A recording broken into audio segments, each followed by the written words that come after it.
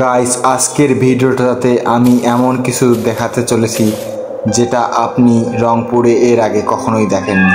তাই সাবধান হয়ে যান, কারণ যদি একা থাকেন তাহলে সবাইকে নিয়ে একসাথে বসুন, যদি আলাদা আলাদা থাকেন তাহলে বন্ধু বান্ধবের সাথে একসাথে বসে যান, কারণ কিছুক্ষণ পর আপনারা হয়তো বা ভয় পেতে পারেন।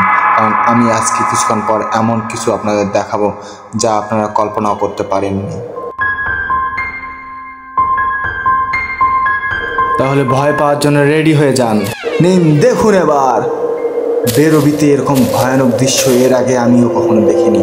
এরা কি কোথা থেকে এলো? এরা কোথা থেকে এলো এই কঙ্কালগুলো?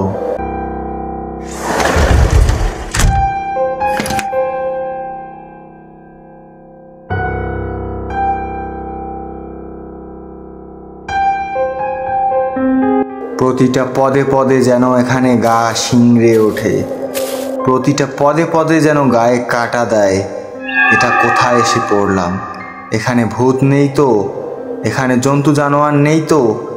কোথা থেকে খাল খন্দক থেকে সাপ খোপ বেরিয়ে আসবে না তো? ভয়ে গা কাটা দিচ্ছে আমার।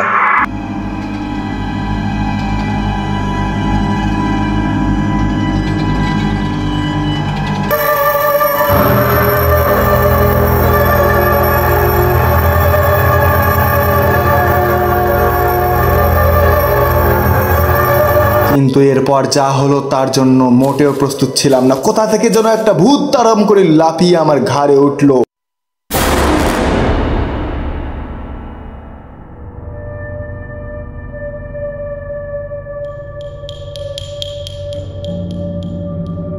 জঙ্গল জায়গায় জায়গায় এতটা ঘন এবং এতটা অভাবনীয় হতে শুরু করলো যে আমি ভয়ে থরথর কাঁপতেছিলাম। সেই ভূতটার হাত থেকে কোনো ক্রমে বেঁচে আমি জানমাল হাতে নিয়ে কোনোভাবে সেখান থেকে বেঁচে ফিরি।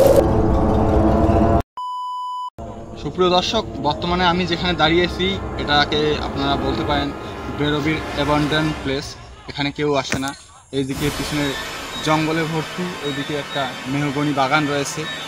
আর এই জায়গাটা এখন জঙ্গলে আচ্ছন্ন, প্রচুর ছোট ছোট আগাছা জন্মেছে। এটা পরিষ্কারও করার ব্যবস্থা করা হয়নি। জানি না এখানে তাদের কি পরিকল্পনা। এখানে হল তৈরি করার হলে হয়তো বা খুব ভালো হতো। তো এই প্লেসটাতে আমি আপনাদের দেখালাম এই দৃশ্যগুলো। তো আশা করি আপনাদের ইন্টারেস্টিং লেগেছে বিষয়টা।